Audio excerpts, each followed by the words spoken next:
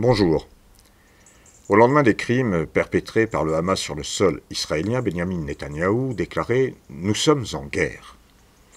Mais la guerre ne peut se déclarer qu'entre États, entre gouvernements, entre armées. Israël n'est confronté à rien de tout cela. Le Hamas qui a perpétré les assassinats est une organisation islamiste et non le représentant d'une puissance reconnue, d'un peuple défini. Si guerre il y a, c'est depuis plus de 75 ans qu'elle se déroule à des rythmes variés, depuis la résolution 181 de l'ONU adoptée le 29 novembre 1947, imposant la partition de la Palestine, divisant le territoire entre un État juif et un État arabe qui ne verra d'ailleurs jamais le jour. Le 7 octobre 2023 n'est pas un acte de guerre, mais un acte terroriste perpétré par le Hamas, tuant des milliers de jeunes, enfants, femmes, vieillards, au cri de « à mort les Juifs ». Il est fréquent d'entendre parler de la voix de la France, concernant le Moyen-Orient, Israël et les pays arabes. La voix de la France ? Mais de quelle voix s'agit-il aujourd'hui? Elle dit quoi, la France? Après l'américain Biden, l'anglais Sunak, l'allemand Scholz, l'italienne Meloni, après le canadien Trudeau, le japonais Kishida et d'autres, Emmanuel Macron s'est donc rendu dans la région, l'occasion rêvée pour faire entendre cette fameuse voix de la France. La France a en effet une position particulière dans cette région du monde. Historiquement, elle est liée aux différentes parties. De plus, elle possède un siège au Conseil de sécurité de l'ONU, elle a aidé Israël, notamment dans le domaine de l'armement, elle possède encore à Gaza le seul centre culturel qui a ses portes ouvertes. La voix de la France dans cette région du monde est censée être équilibrée et peser pour la paix. En réalité, la rupture opérée avec la politique diplomatique française sous Nicolas Sarkozy, poursuivie sous François Hollande et amplifiée sous les mandats d'Emmanuel Macron, est une véritable catastrophe. Durant son déplacement en Israël, le président français a rencontré, comme il se doit, des familles de Français tués, disparus ou retenus en otage dans la bande de Gaza, avant de tenir une conférence de presse avec le Premier ministre israélien Benyamin Netanyahou à Jérusalem. Il a rappelé le droit légitime d'Israël à se défendre et a affirmé une série d'objectifs, mais pour le moins contradictoires. Tenez, la lutte contre le Hamas doit être sans merci, mais pas sans règles, a-t-il affirmé. Ou encore, nous sommes des démocraties qui luttons contre des terroristes. Des démocraties, donc, qui respectent le droit de la guerre et assurent l'accès humanitaire. Des démocraties qui ne prennent pas pour cible les civils, ni à Gaza, ni nulle part. Les démocraties respectent le droit de la guerre et l'accès humanitaire. Les démocraties ne prennent pas pour cible les civils. Oui, mais comment une telle recommandation pourrait-elle être respectée sans mettre fin au siège de Gaza et au déplacement forcé de centaines de milliers d'habitants civils privés d'eau, d'énergie, de nourriture? Sur cet aspect, le président français est resté muet. Comment serait-il possible d'épargner les civils sans mettre fin aux bombardements incessants qui frappent un territoire de 41 km de long, de 6 de large, peuplé de 2,5 millions de civils précisément? Eh bien là aussi, silence de Macron. Macron a appelé à une relance décisive du processus politique avec les Palestiniens. Il a demandé que la cause palestinienne soit entendue avec raison, sans évoquer à aucun moment les territoires occupés, les colonies et leur extension, la nécessité de geler le processus de colonisation, sans évoquer non plus, évidemment, la nécessaire restitution des territoires concernés. Enfin, cerise sur le gâteau, notre président propose que la coalition internationale, actuellement déployée en Irak et en Syrie pour lutter contre l'État islamique, puisse aussi lutter contre le Hamas. Je propose à nos partenaires internationaux, je l'ai évoqué avec vous ce matin, que nous puissions bâtir une coalition régionale et internationale pour lutter contre les groupes terroristes qui nous menacent tous. Je pense que c'est l'intérêt d'Israël, de sa sécurité, celle aussi de plusieurs de vos voisins, menacés par ces mêmes groupes ou des groupes voisins. En clair, si cela a du sens, il s'agit de déployer dans cette région une force armée, dont des Français, à Gaza notamment, pour chasser le Hamas. Mais en réalité, aucun État arabe engagé contre l'État islamique ne pourrait prendre place dans une telle coalition. L'annonce de Macron n'a d'autre sens que d'indiquer la guerre comme seule solution. Car pour la solution politique, il faudra attendre encore et encore. Les crimes commis par le Hamas le 7 octobre sur le territoire d'Israël ont provoqué en France un débat pour le moins improbable sur la nature de l'organisation qui a assassiné femmes, enfants, vieillards au cri de « à mort les Juifs ». Il lui suffit que la France insoumise et Jean-Luc Mélenchon disent sans détour que le Hamas avait semé la terreur, le propre de toute organisation terroriste. Eh bien non. Non et non. Les voici partis dans une série d'arguments sémantiques. Le fond est politique, le fond est très politique. Le jour même des meurtres commis par l'organisation islamiste, la France insoumise publie un communiqué. L'offensive armée de forces palestiniennes menée par le Hamas intervient dans un contexte d'intensification de la politique d'occupation israélienne à Gaza, en Cisjordanie et à Jérusalem-Est.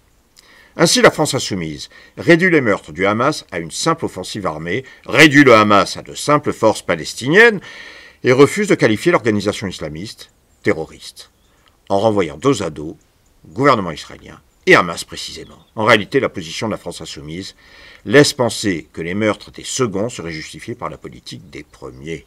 Mais enfin, quels que soient les crimes commis par les uns, cela ne saurait justifier les atrocités barbares dont sont coupables les autres. 2 jours plus tard, il est demandé au chef de clarifier. Le voilà parti dans une série d'arguments tortueux pour conclure « Les insoumis n'approuvent aucun massacre, quels qu'en soient les auteurs. Comment pourrait-on croire autre chose ?» Oui, mais ce n'est alors ni la question ni le sujet. Nul n'aurait en effet osé prêter aux insoumis l'appropriation des massacres. La question portait sur la nature du Hamas et rien d'autre. Et c'est cela que le chef des insoumis refuse de traiter. Les crimes du Hamas n'ont rien à voir avec les actes de guerre, mais relèvent bien d'un terrorisme dont l'objectif est de créer un climat de peur, de panique permanente. Pourquoi donc ce refus de qualifier le Hamas pour ce qu'il est ? Pourquoi cette obstination ? On évoque de bas calculs électoraux, la direction de la France insoumise miserait sur le soutien des islamistes pour les prochaines élections présidentielles notamment. L'un des leurs, l'islamiste militant à Abu Haf, a déclaré que les banlieues seront des faiseurs de rois. Ce calcul repose sur un pari simple, les musulmans qui vivent en banlieue seraient voués à être islamistes. Eh bien, comme préjugé raciste, on ne fait pas beaucoup mieux. Il y a une raison politique plus importante qui expliquerait ce refus de la France insoumise de qualifier le Hamas comme organisation islamiste terroriste. C'est Daniel Obono qui vend la mèche, sans détour. C'est un mouvement de résistance. Oui. Eh bien non. Non, contrairement aux élucubrations insoumises, non. Les crimes commis par le Hamas en Israël n'ont rien à voir avec la cause palestinienne, mais sont bien ceux d'une organisation islamiste soutenue par l'Iran, qui a pris les Palestiniens de la bande de Gaza en otage, notamment pour servir les intérêts iraniens, en tentant d'entraver les rapprochements entre Israël et l'Arabie saoudite. Le Hamas n'est en rien défenseur des Palestiniens, mais en est le tortionnaire. Rappelons que le Hamas a pris le pouvoir dans la bande de Gaza entre le 12 et le 14 juin 2007, mitraillettes et lance-roquettes en main, après une échéance électorale victorieuse contre le Fatah et l'autorité palestinienne décrédibilisée par une corruption galopante. À la suite de cette victoire du Hamas, la bande de Gaza est devenue un territoire où s'applique la loi islamique. Le 15 juin 2007, Nizar Rian, un des leaders de l'aile politique du Hamas à Gaza, déclarait ainsi « Dans quelques heures, l'ère de la laïcité dans la bande de Gaza sera finie, et rien de cela ne demeurera. Aujourd'hui marque la fin de l'hérésie. Aujourd'hui, la bataille oppose l'islam aux infidèles, et elle se terminera avec la victoire de l'islam. »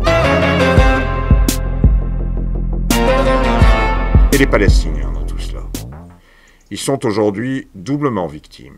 Les Palestiniens sont victimes de la politique de la droite israélienne qui continue d'annexer les territoires, qui viole les résolutions de l'ONU et qui s'approprie les terres distribuées aux colons. Les Palestiniens sont aussi victimes des islamistes qui parlent en leur nom et qui se servent d'eux pour justifier leurs actes terroristes. Le Hamas n'a en effet que faire des territoires occupés. Les actes barbares qu'il a commis et revendiqués, déambulations au sein des frontières israéliennes et tirs à volonté sur les civils, femmes, enfants, vieillards, n'ont rien d'actes de guerre, comme on peut l'entendre ici ou là, mais sont bien ceux de terroristes qui exposent les 2,5 millions de Palestiniens de la bande de Gaza aux représailles israéliennes.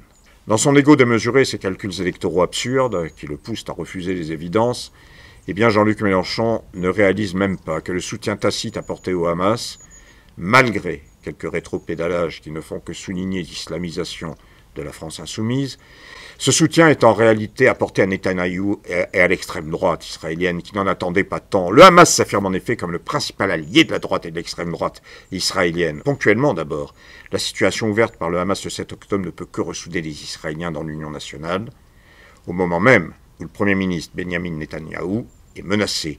Depuis le mois de janvier, en effet, des dizaines de milliers d'Israéliens ont manifesté, chaque samedi soir pendant 39 semaines donc, contre une réforme judiciaire du gouvernement jugée antidémocratique et contre un Premier ministre impliqué dans 3 procès pour faits de corruption.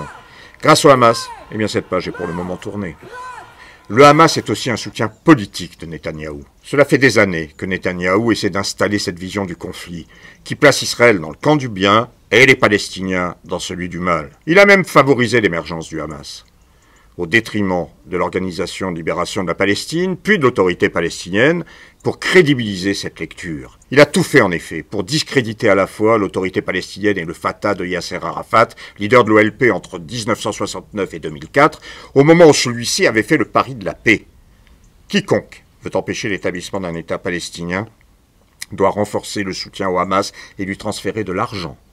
C'est une partie de notre stratégie. Voilà la position exprimée par Benjamin Netanyahou en personne en mars 2019, ressortie aujourd'hui par le journal israélien Haaretz. Le Hamas doit son existence au pari fou de la droite et de l'extrême droite israélienne. En réalité, les intégristes des deux camps se rejoignent au détriment des intérêts des peuples israéliens et palestiniens. Les islamistes ont été alimentés, nourris et entretenus par un pouvoir israélien prêt aujourd'hui à s'engager dans la pire des directions. La pire des directions, car toute affirmation sur l'extermination du Hamas est illusoire. Le Hamas, l'islamisme politique, c'est d'abord une idéologie, une orientation dont la destruction de l'État d'Israël est le cœur. La violence répétée, les tapis de bombes sur Gaza, la poursuite de l'intervention israélienne ne pourront que nourrir la haine de générations futures. Cette histoire prise de la sorte est décidément une histoire sans fin. Ces éléments permettent, soit dit en passant, de s'interroger sur les conditions dans lesquelles les crimes perpétrés par les terroristes du Hamas le 7 octobre ont pu avoir lieu. 1. Visiblement, le gouvernement Netanyahou avait été prévenu depuis une dizaine de jours des préparatifs du Hamas dans la bande de Gaza. Pourquoi n'a-t-il donc pas pris des mesures de protection minimale des populations israéliennes? 2. Les services secrets israéliens passent pour les meilleurs du monde. Est-il vraisemblable que dans la bande de Gaza, il n'ait eu aucun relais susceptible de les alerter? 3. Comment se fait-il que le jour des attentats, la garde israélienne ait été baissée? 4. Comment se fait-il que le Hamas ait choisi de commettre ces crimes alors que le gouvernement d'Israël se trouvait en grande difficulté, remise en cause par les Israéliens eux-mêmes, alors que la terreur semée sur le territoire israélien ne pouvait que ressouder momentanément le peuple israélien derrière ce gouvernement? Enfin 5. En plus joli rang, qui profite des crimes? Alors, comment sortir de cette situation qui dure depuis plus de 75 ans et qui atteint des niveaux d'une gravité telle que les peuples, tous les peuples, sont menacés par la puissance des armes? C'est une solution politique qui s'impose évidemment, qui exige une volonté commune pour éviter le chaos. Sur ce territoire, l'idée de 2 États indépendants, se respectant, coopérant, a eu par le passé le vent en poupe. Oui, mais la partition a échoué.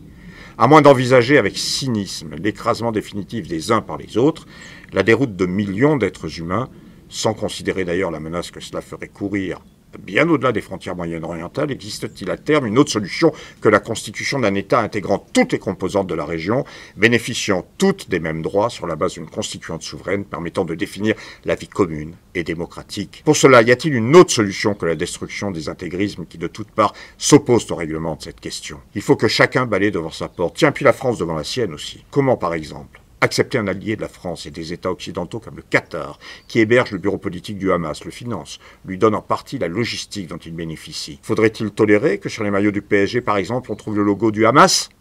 Ah, la question est provocatrice, bien sûr, mais elle est bien réelle, vu les relations entre le Qatar, bailleur de fonds du club parisien, et la direction du Hamas. En réalité, existe-t-il une autre solution que la remise en cause des intérêts économiques, politiques et financiers des différents impérialismes qui dictent leurs lois à cette partie du monde, comme aux autres d'ailleurs?